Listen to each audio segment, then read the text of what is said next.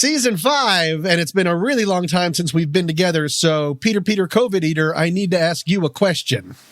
Oh, for crying sake, Tom.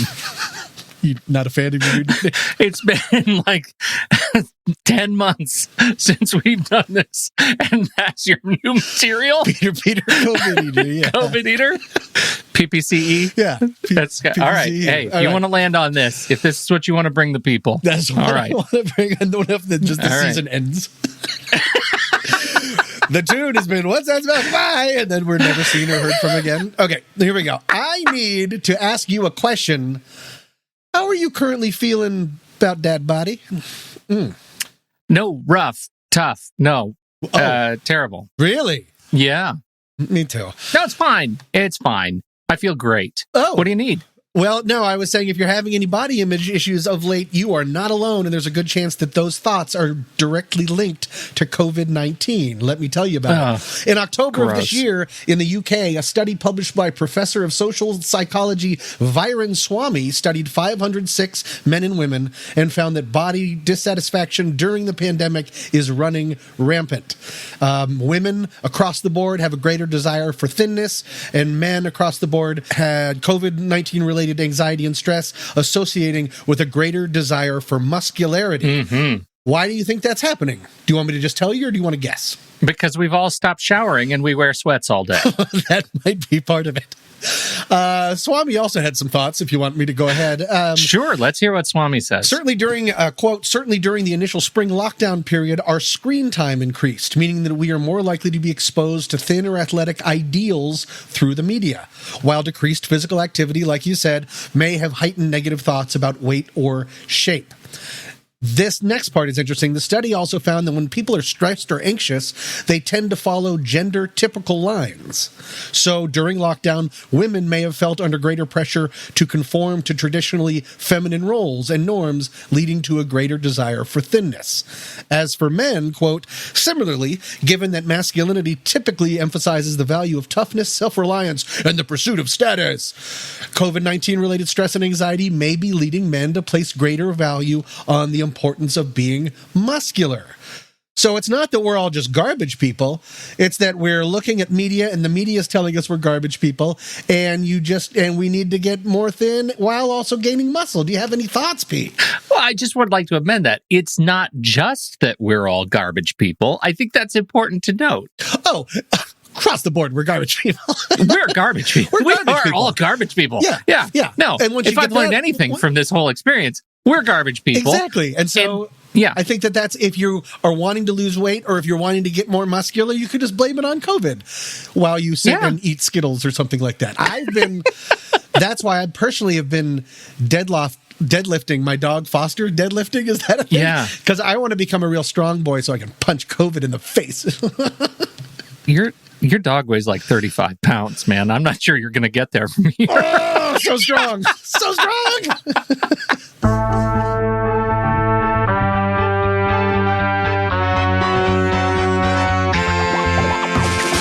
Freedom! So fresh, so new. Freedom! It's all for you. All for you. Freedom! Keep your ear to the ground. Talking about the freedom! It's the best show in town. Welcome back to What's That Smell? A sometimes funny podcast about humans and their anxieties. I'm Tommy Metz III. And I'm Pete Wright. And every week we each drag one of our deepest, darkest anxieties into the light to share it, learn about it, and hopefully laugh about it with all of you. Hopefully. Hey, everybody. It's been a long time, but it's time for you to get back in motion with us. Reach out. Send us the story of your anxieties to something stinky at whatsthatsmell.net. Again, something stinky at whatsthatsmell.net. You can be as anonymous as you want, and we will talk and learn about your anxiety and hopefully solve all of the world's problems. Pete, sound good? You had me at something stinky. Gross. All right. Well, even though this has already gone off the rails, with that, I'll go first.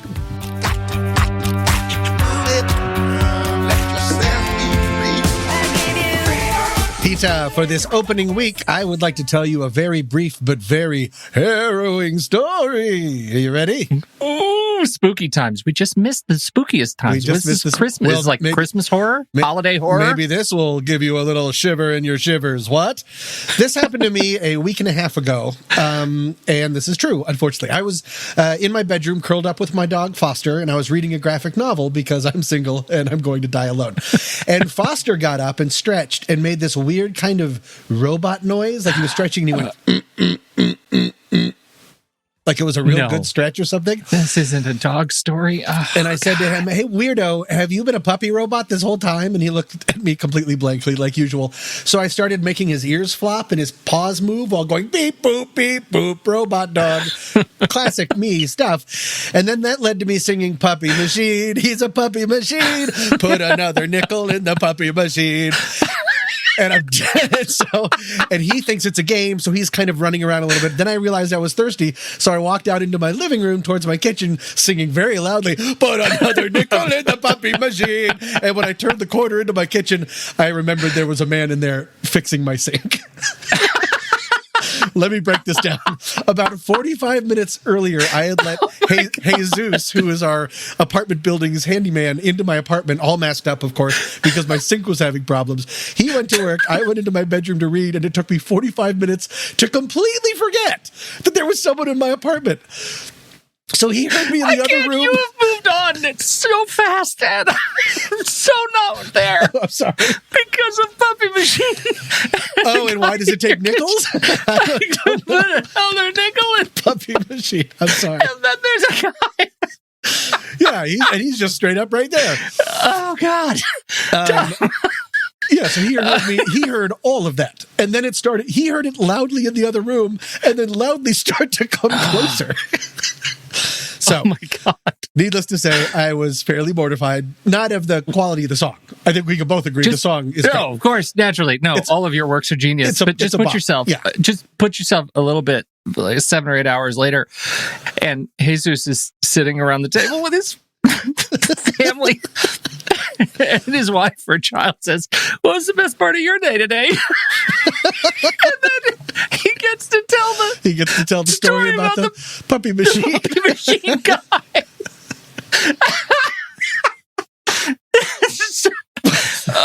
Well, I'm glad that we agree that the song is great. It's a bop. This is such a the song win. slaps. Yeah, but with a bullet. But it was supposed to be for me and my dog only, of course, and that's an example of me like confusing myself alone versus myself in public. I'd let him in 40 minutes earlier because I'm so used to being alone. I did something I would never do outside of my apartment. It's the equivalent of accidentally loudly burping during a dinner with your coworkers because you sometimes do it at home. Pete, here's my anxiety for week number 1. After 10 or so months of living alone during a pandemic, do I still know how to act like a normal human being? Well, so I feel like some of your logic might be pandemic confused because you just talked about how you would never do this thing in public on a podcast, on a live stream. This is exactly what I'm talking about. I don't know what should be private anymore. I just have one speed and it's go. Yeah. Let's go back to bed with your dog. Yeah. It is no, I totally get that, but I don't think you're alone because I don't live alone. I live with people, 3 other people whose context changes so much throughout the day that they might as well be Jesus fixing the plumber during the day, or fixing the plumbing during the day. So? Like really, well, because we all go into our different corners of the house, right? I have a college student who's up in her room doing collegey things, and I have a high school student doing high schooly things in his room, and I have my wife who's doing speech pathology things up in her office space, and I am in my office space doing podcasty things.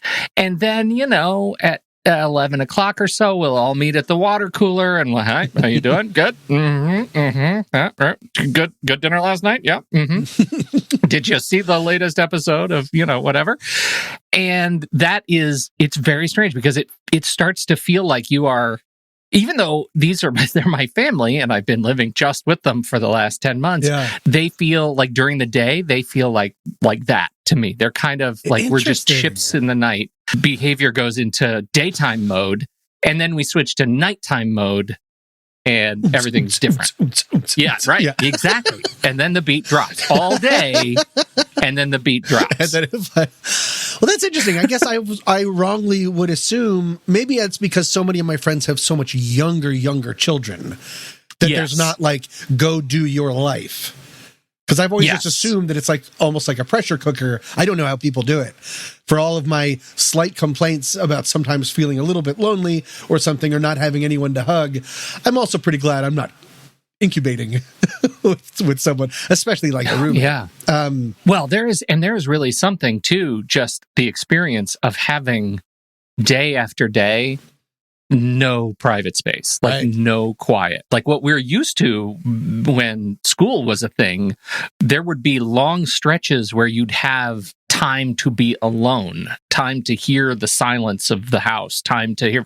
We have none of that anymore. There's always a Zoom call going. Right. There's always someone else's voices around me. Like it's always happening. So, no one else has gotten sick and we're all doing fine and I am healthy and all of that is great now. But also, the house gets a little bit smaller every day. I can only imagine, yeah. Right? Yeah. Like, don't you feel that? Like, doesn't Foster start to seem a little bit bigger every day in the space? You mean the puppy machine? Yeah, I've hidden all the nickels. If I need, you put if I need some time to myself, he's like Scrappy Doo, and he's suddenly the size of the entire complex. Yeah. No, I didn't think that I would be alone, but it is interesting that still manifests even if you have people around. Yeah. Continuously, because what I'm worried about, I'm worried about my blind spots socially.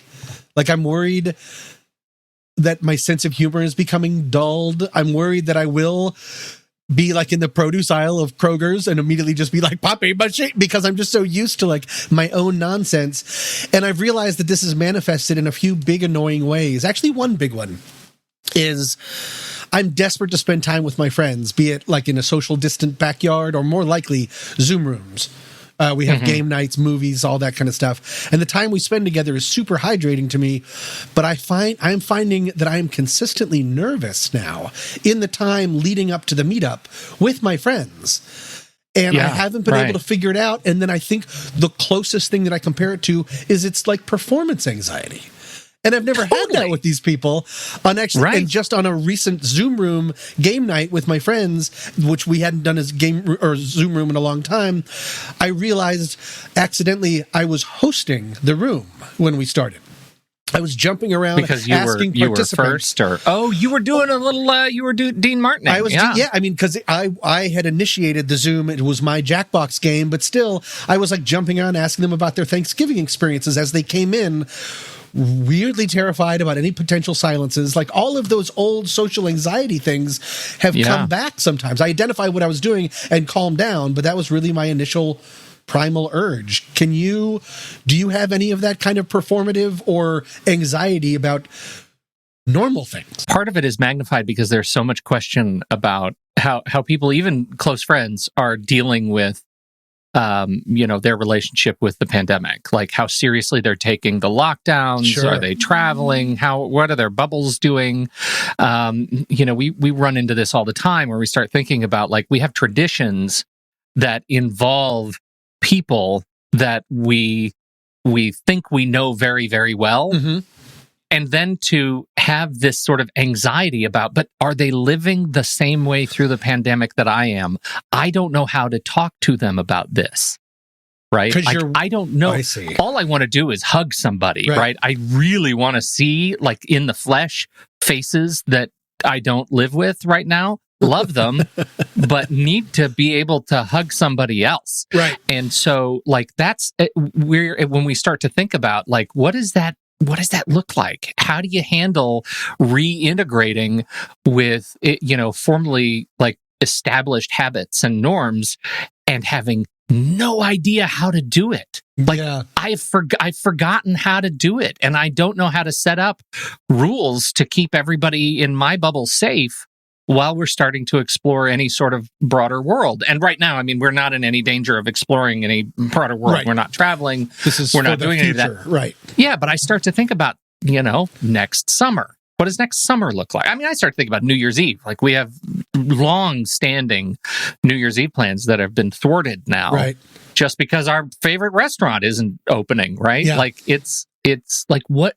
I don't know how to have those conversations yet, and it does. I absolutely with you. It's terrifying. So Burger Kings haven't reopened? I assume that's a real riot. Yeah, you're great. You're a riot. Oh, I really hit a nerve. Nobody makes fun of the king. No, but because I really think this is really something. Like, Yeah. I feel like, okay, can I tell you something? 100%. You were involved in this, Oh, no. and I need to out my anxiety Oh, here. no. You and I are on another podcast, and occasionally cross paths on that podcast. It is the Next Reel Film Podcast. Correct. You're familiar with it. Yes. So we were doing a show and a live stream on Hillbilly Elegy Yeah. the other night, and movie was not great. But the show, I think, was fine until this moment where I'm thinking I'm being all witty and I tell a story that I have told apparently numerous times on other podcasts and to everybody who was on that show. And when I tell the story, I've told it on this damn show, right? And I tell the story, and everybody in turn reminds me of when I last told them this story, as if I have Right. only one story, and it's the story I tell all the time. And I'm not kidding. I've carried this weight around in my Oh, heart that no. I'm old one story Pete for Put another the last nickel 5 or in 6 the Peter days. machine. He's just got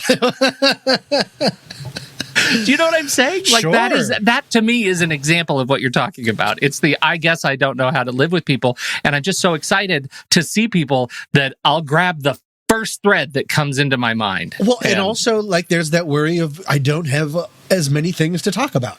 There's just not as many things. If I wasn't an idiot singing Puppy Machine, I wouldn't have a thing here. So luckily, I'm just dumb enough to fall into my own news on a daily basis. But no, there's just not that much going on, and so that really brings up my potential worry about awkward silences. Yes, Which I have not. That anxiety has not abated. If anything, it has increased. Oh, so yeah, like I just imagine, because there are so few stories, like any fantasy of hanging out with close friends in real life, it's just the idea that I'm not going to have anything to say that leads to awkward silences and a lot of crazy.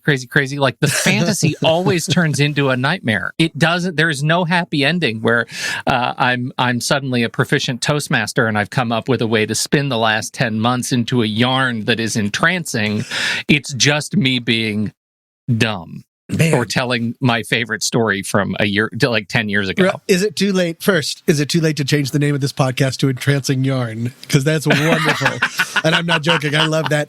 And also, no, because especially if you are, because that's performative. That's performance. Yes. If you start thinking about your performance, quote unquote, in front of friends, then you're looking at yourself, which means you're disengaged, which then leads to the silences, which then can lead to spiraling, because all you're doing is saying, instead of thinking of something to say, you're just going silence, and screaming it at your head. It's a nightmare. Yeah, I don't like totally. it. It's a nightmare. No. But I did find You something. know what? Let's just stay home. 100%. I'll tell the king. You'll meet him out front. I did there. Well, of course, as is the constant refrain of this podcast, we are not alone at all. There is an enormous amount of ongoing research about COVID-19 right now, and things are just starting to come out now. This isn't really research, but I found this one article in the New York Times that actually, it had like 5 or 6 different things, but I'd like to point out just 3 of them, because I have found them sort of helpful. May I share this with you, Peter? Oh, I live for this. It is written by clinical psychologist Jenny Tates. She wrote this just in November. Oh, is it? No. Yeah, just in November. Addressing this very issue that many of her clients, who are normally more extroverted, which is how I would describe myself, I'm not one of her clients, I mean extroverted, feel anticipatory anxiety before meeting up with people, virtually or otherwise. Here are 3. She suggests focusing on approaching what you can do to feel more at ease. So that means taking advantage of it ahead of time. For me, when I realized I was, quote unquote, hosting that Zoom room, I said, For me, it's about bringing people in. I've really learned over the last couple of years that keeping my anxiety to myself is a disaster. Over the last couple of years, how many years have we been doing this podcast? Since Tuesday. No, I mean, for like in this latter part of my life, I've learned that keeping things bottled up is a disaster for me. I'm not saying this is right for everyone, but I pointed out, what I'm saying is I pointed out to Zoom, I feel like I'm hosting this. And actually, fellow... the Next Real podcaster, our friend JJ, was on it, Justin Yeager, and he said, you're absolutely hosting it. Like, he noticed what I was doing. And so I just sort of said it out loud, and then I explained, I'm just sort of feeling a little amped up or a little anxious, I'm sorry. And then things really went back to normal, thus getting out of my own head. And so for other people, it can be... I think just addressing, everyone is in the same situation for the most part. Everyone is feeling this kind of anxiety, so feel free to address it, I would think. Because then you don't feel alone. Putting a name to the pain. Right. Ooh. Right? Calling it out loud. Exactly. Oh, entrancing yarn. Number 2, I'm just going to keep saying that every once in a while. Number 2, notice and swap out your negative filter. She used a bunch of words, but pretty much what she means is don't be so hard on yourself or assume that you're uninteresting or awkward. Don't go into there saying, like, for instance, I have nothing to say. I'm not interesting. I'm not funny. Because then it just becomes a self-fulfilling prophecy. She says, quote, social anxiety is largely driven by the perception that others hold exceptionally high expectations for us. And that, of course, is not true. It's like the old adage of, if I ever met someone who was as mean to me as I am to myself, I would never be friends with that person. Oh, that's good. So anyways, just be nice to yourself. Remember that the people who we want in our lives will accept us if we accept ourselves. And of course, there's no spotlight on you. Everyone is feeling the same thing. Spotlight. We've learned that before, that there's no spotlight. Unless there actually is a spotlight on you, and then you're probably on stage. And then, frankly, you're alone there, too, because theaters are closed. So don't worry about it. Yeah, and you're probably going to go to jail. The theater is closed. Because you're there illegally. Come on in and stage it up. And how did you get the keys to the spotlight? And what spotlight runs on keys? All right, look, we've got a lot to unpack. She, again, has a whole bunch. You can look it up. Again, her name is Jenny Tates, I believe. Yeah, in the New York Times. But this last one really hit as just sort of a button for this whole thing, as we started with Puppy Machine. Learn to love your faux pas. Rather than replaying your social mistakes, adopt the mindset that being human and flawed is endearing. And that is one that I was able to do because the Puppy Machine was so absurd that after running into Jesus in my kitchen, I immediately walked back into my room and I think maybe just out of self-preservation, had to laugh and shake it off because it was so ridiculous, and to just get the stigma out, because I knew that this was something that maybe I would feel like this, I sang one more verse of the Puppy Machine. Nice and loud. The fans, the pause. Yeah, puppy. Let's put another nickel in the Puppy Machine. I did one more because I was like, it was almost like exorcising the nervousness and the shame. That's the Puppy Machine for you. I've never been more proud of you than right now. You are a linguistic scimitar right now that you were able to wrap Puppy Machine, the story about a robotic puppy, into faux pause. And I didn't love even... it. Yes, that was all on purpose. And that's an entrancing yarn. Cue the music.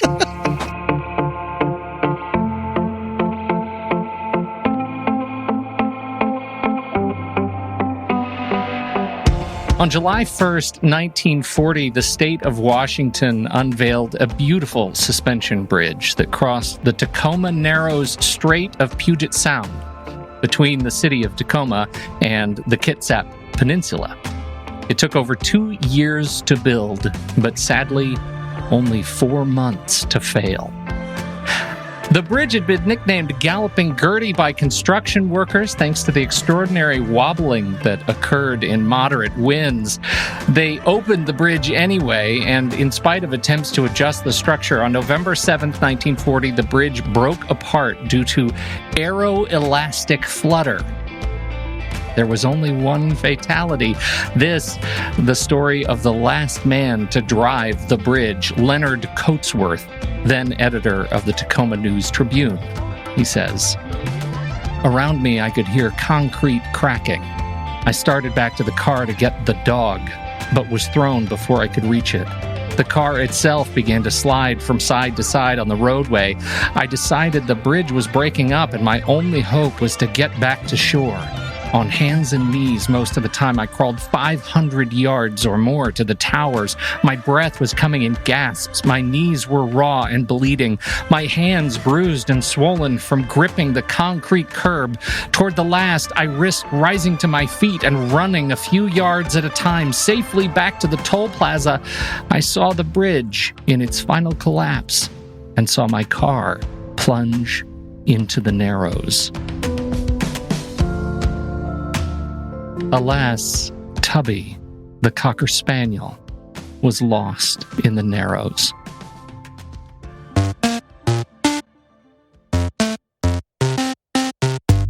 Thankfully, with public support, that bridge was rebuilt in 1950 with a new eastbound extension completed in 2007. They are the 5th longest suspension bridge spans in the U.S. and 43rd longest in the world. The public support was as key to the horror show of that bridge as it is to this very podcast. If you don't want to see us succumb to aeroelastic flutter, become a Panic Pal. With a one-time payment of $35, you'll become a valued part of Season 5.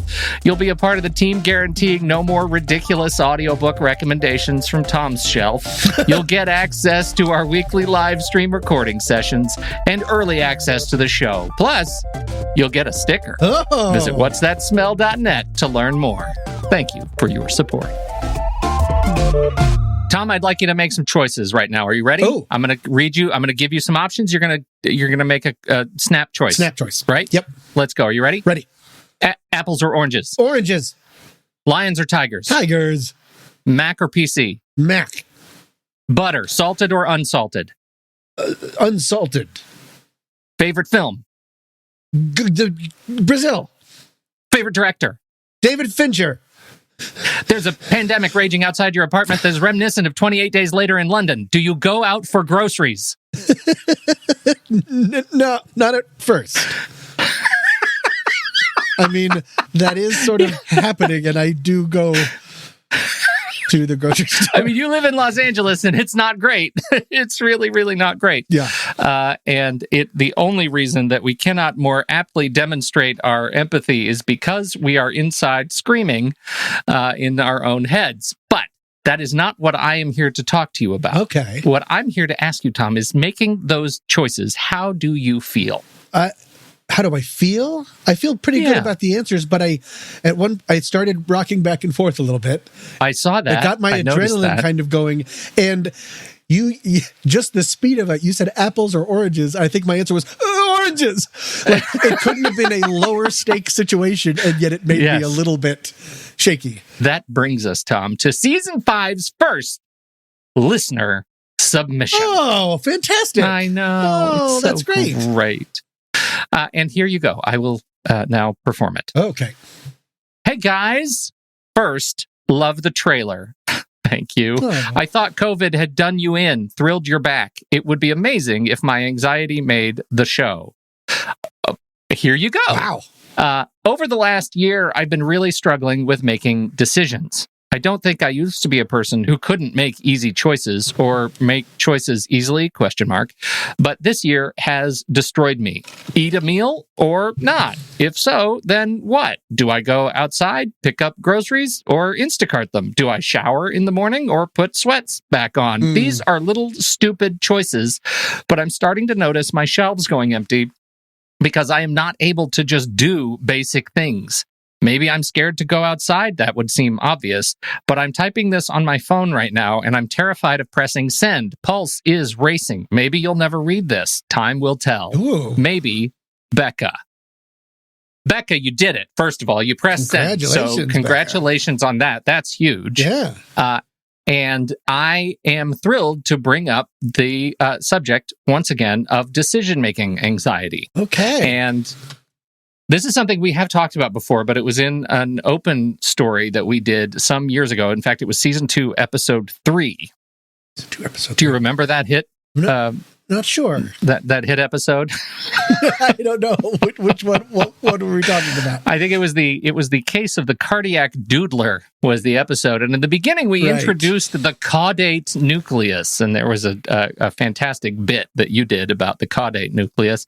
It is the center of the brain. It connects anxiety and pessimism and the choices. And we had this great metaphor for doing a drive-through at Krispy Kreme, and when they hand you the donuts, they punch you in the face. I remember that. Yeah. Yeah. Right. So the result there was that we as human beings, and also as rats, because that's who they study, we focus on what makes us feel less bad when we're making hard choices. Right. So we focus less on the cost of the or more on the cost of the unpleasant outcome than on the benefit of the reward that we're getting. Right. So how hard will they punch us in the face versus how many donuts are we going to get to eat? Yeah. And so that was then, right? Okay. Now, pandemic is just nonsense. And so that has changed the way our brains are working. And so people are studying this like right now. What does pandemic anxiety mean for anxious decision makers? And are people who are not normally anxious decision makers having a more difficult time thanks to the environment of uncertainty? So, like, what does that look like? So, what do you think? Do you struggle with this making choices right now? Have you put this down in your journal? How it has manifested for me is, which I think is related. I hope close enough to make this worth bringing up. Well, we're really qualifying all of this. Sailed. Yeah, and I just slowly run out of breath and fall off my chair. Is even as I just brought up in my segment, things that didn't used to make me as nervous make me more nervous now, and as a result, it can be harder to choose to do certain things. The things I wouldn't have worried about before sometimes make things a little difficult, which then hits my approach avoidance kind of thing, where I sort of put things off. Well, especially when you think about the choice, like overcompensating or overwhelming number of choices that you might have in a particular decision. I run into this all the time with things like, okay, well, I know we're going to order some food. Is it going to be Insta, whatever? Is it going to be DoorDash? Is it going to be Uber Eats? Like, I will look at all the apps that I installed on my phone and I'll just stare at them and will not eat as a result. Oh, no. That's the kind of thing. Like, I get so stuck in the simplest of choices because my brain has been taken over by nonsense and noise. Oh, so you think there's just too much static in order to fight through to get... Yeah, because what I'm thinking is, gosh, which drivers are more likely to bring me horror? I see. So even just so you're really pandemicking it in that even basic choices feel weightier, have more potential outcomes or ramifications. That's the word I wanted to use. But because of the stories that we tell in our heads, right? That's why it's one of the reasons I so relate to this. And that's it. So when you think about what it looks like, it's like, well, I could consider that I have too few options, and it's like all I have is the Uber Eats app. How will I ever get a good deal? Or how will I ever, that maybe they don't have my restaurant. I ran into this where DoorDash had the restaurant I wanted to eat in, and I kept ordering and placing the order, and the food never came, and I never got a confirmation. And it turns out that was just like an empty entry. They had the menu, and I could order and submit payment. And I called the restaurant, and they're like, "We don't do DoorDash." Like, come on, that like reinforces the nonsense noise. Like, now there's an expectation of failure, and I just don't have it up. So there's considering too few options versus right. Again, just to make sure. Always the king. They were like, always you call Burger King a restaurant. Okay, go ahead. Thank God we are member supported this season, because no one would sponsor us. So then there's overthinking too many options. There's there is another factor that's like terror that comes with asking others for help. Look at how hard it seems to be for dear Becca to have actually submitted this question. Right. Right. It's a challenge. And this is the big one that we're talking about more in the quote-unquote research. Paralysis of choice leads to other perceived impairments. Oh. Right? That perception that your brain is broken in other ways because you can't make choices quickly. Okay. Oh, sure. Right? So it feels like now, I can't choose apples or oranges. I must be depressed, right? Attributing other psychiatric conditions to this one, because this one feels so debilitating when you're in the middle of it. And it seems so, if I can't do this simple thing, then what? Then I shouldn't, I can't do anything. Right. I better put the sweats back on. Right. Or maybe not even put the sweats on. Maybe I'm just in bed for now. And I don't know what it'll look like. So Luana Marquez is really the protagonist of my whole segment here. She's the president of the Anxiety and Depression Association of America. And she reminds us anxiety often goes up in any moment when our bodies perceive a real threat. Mm-hmm. We've talked about fight or flight. We've talked about the evolutionary benefits of having that sort of anxious vibe. And here we are, and we are in a sustained period of threat. Right. 10 months is so long to be aggravated like that. And that is one of the things, this is one of the potential outcomes, depending on how you're wired. And the threat is so insidious and mysterious. You can't see it. Yeah. Anything. We don't know how to solve it yet. You had no fever. You had no loss of taste, and you had everything else. All the other symptoms. Right. Couldn't breathe. It's the worst. Right. And so that's it. So anxiety goes up and our ability to reason goes down. And we've talked about this before. Anxiety triggers the limbic system in our brains. And the limbic system is the emotional center, the center for our emotional responses, memory, motivation. We do not reason from there. That would be a disaster. Right. We reason from the prefrontal cortex. That's where thinking happens. It's the part of your brain, incidentally, that takes 25 years of your life to mature. So if you're in your late teens or early 20s and you're feeling sort of extra at sea, give yourself a break, because that's where your ability to reason your way through the emotional responses actually occurs in the prefrontal cortex. And so Marquez says the limbic system and the prefrontal cortex are duking it out right now. And the experts, Tom, with this, proving that they have a fantastic sense of humor. The experts have defined the experience with a term that would only be better if Liam Neeson were telling us about it right here. See? Amygdala hijacking. Oh, wow. Right? Get off my brain. I have a unique set of skills. Yeah. And amygdala hijacking defines the state when your prefrontal cortex has lost control, when it's taken its hands off the wheel and put its foot to the floor, and you're in full hijack and you are spinning.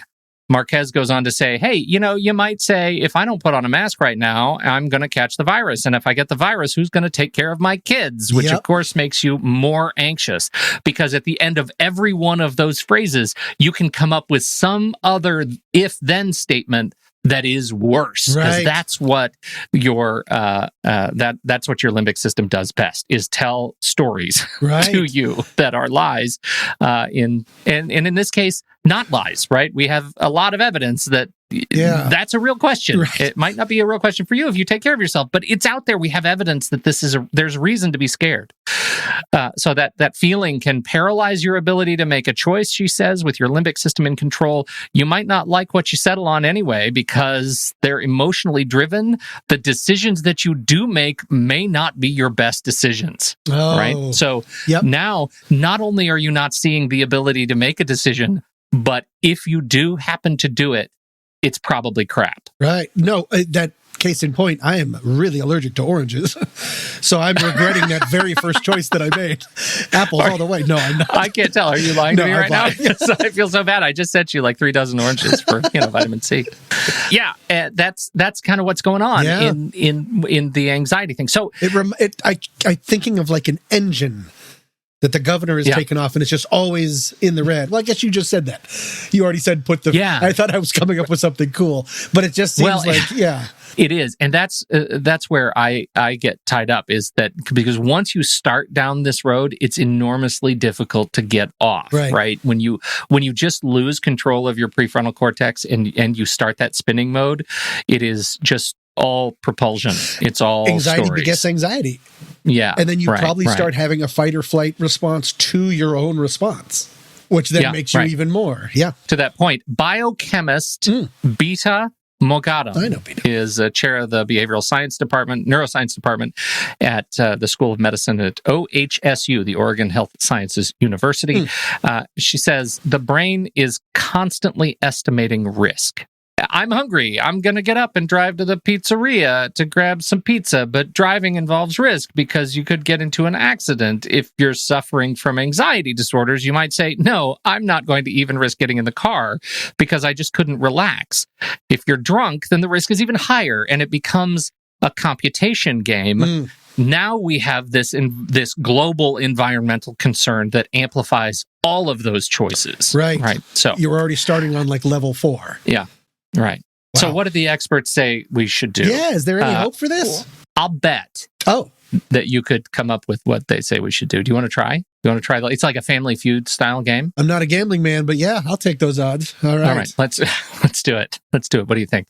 And it'll be like a survey says kind of a thing. So Got go it. ahead. What would experts say we can do? There are 4. There are 4 things. Bite-size the problem. Meaning, damn it. Yes. Did you know what I meant? Of don't try to tackle the entire world yourself. Like reduce it into, because if you are saying, I'm hungry and I want to go to the store, but then my kids and then my dog and then who will take care of that you're bringing the entire world, you're atlasing it. And so if you can just break it down into smaller pieces, maybe that would be a way of... Well, okay. No good? One, it's good. It's a good answer, and it comes later by another person. No. It's not this expert. Got it. For that, immediately you are a failure. Okay, I have lost all Try again. Try again. I don't know. Believe in yourself. Shut up. I don't want to play this anymore.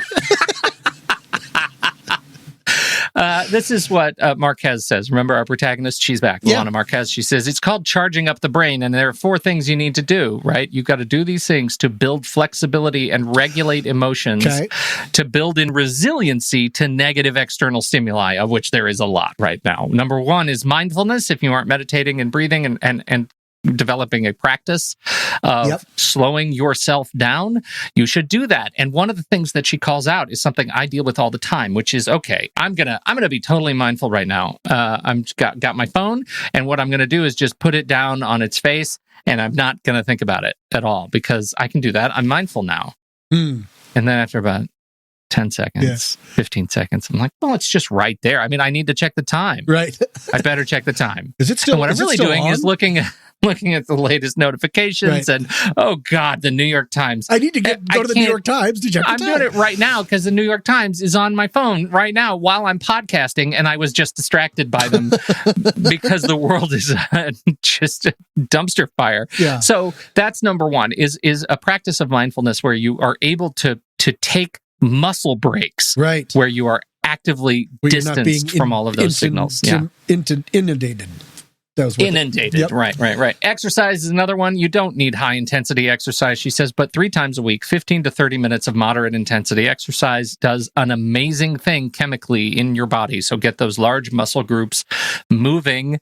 Sleep, you gotta sleep. And people think that they are, they're taking it easy because they're working at home. They are sitting on the couch all day, so they don't need rest, but they actually need sleep even more now to keep their brains fired up. And diet. Stop eating chips and Twinkies, y'all. Stop it. Comfort food was good for a week or a couple of weekends, and now it's time to eat more fish.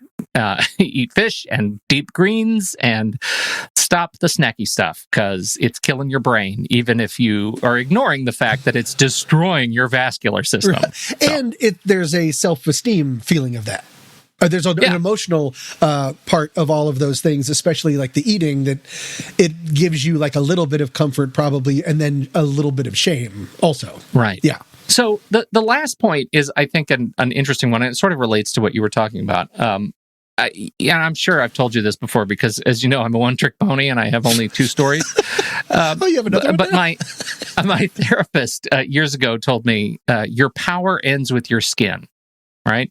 Anything over which you do not have direct access, you do not get to exert control. You can choose what shirt you want to put on in the morning, but I can't tell you what shirt to put on in the morning. Okay. I don't have control over you. Right. So, when you find yourself stuck in this like paralysis of control, right? That of fear of making choices because you fear that which you do not control, is part of your mindfulness practice. Really should be like relax. Anything, your power ends with your skin. Friend of the show and fellow podcaster Dr. Dodge Ray reminded us of this on his episode of The Change Paradox this week. He said, "If it's not your gift, it's not your job." Say it again. If it's not your gift, it's not your job. You control that which you can control and release that which is not. And it turns out these docs agree. Marquez says we're in the middle of major uncertainty and a lot of things are out of our control. Rather than try to plan for every possibility, stick with the discomfort for a little while and feel it for a little while. Lynn Bufka is a psychologist and senior director at the American Psychological Association. And she agrees, you might not be able to control whether your employer stays afloat, for example, which is a major source of insecurity right now. Sure. Instead, she suggests focusing on things within your power while letting go of the rest. Some things you can say, this is just not a decision I have to make. Your kid's messy bedroom, for example, maybe let that one go. During the pandemic. So there you go. I think there's a lot in here around like being able to free yourself from the burden Right. of impossible choices about which you have no control. And that might give you a little bit more bandwidth to make the easy ones quickly. And also acceptance, an acknowledgement that there's a reason for this. You're not going crazy. Your brain is in the red. Yeah. And right. if Your it's brain constantly is in the red, then that's a lot of, like you said earlier, static. Or I said, we'll never know. I remember I guessed mindfulness, so I got that right. If you go back and listen to this episode. Also, there was something about chunking. Yeah. Atlas. Yeah, we moved on. Don't worry about it. Bite-sizing. How dare you, chunking. No, I think that makes a lot of sense. And I hope that at the very least, Becca can take a little bit of solace in that she is clearly not alone and that we are learning a lot about this as we're going. So thank you, Becca, for writing in. Thank you for being our first submission for season 5. We love you. You're amazing. And the only choice you have to make is whether or not to press play on the next episode of What's That Smell? You did great. What? That was great. Thanks.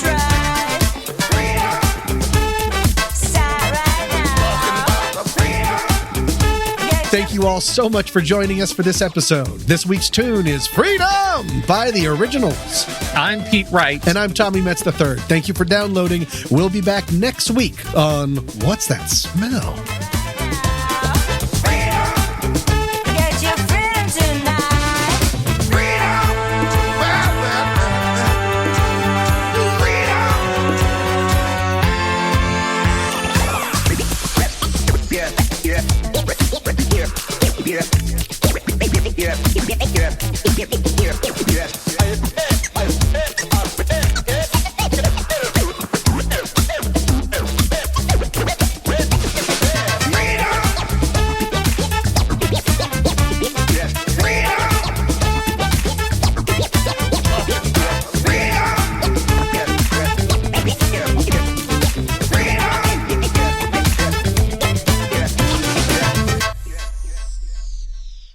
Ooh, I really leaned into that. What's that smell? Yeah, you That was a did. good You one. saw a little spin on it, a little stank. What's that smell? That's what the robot puppy would say. Bark, bark, bark, bark. I like sticks.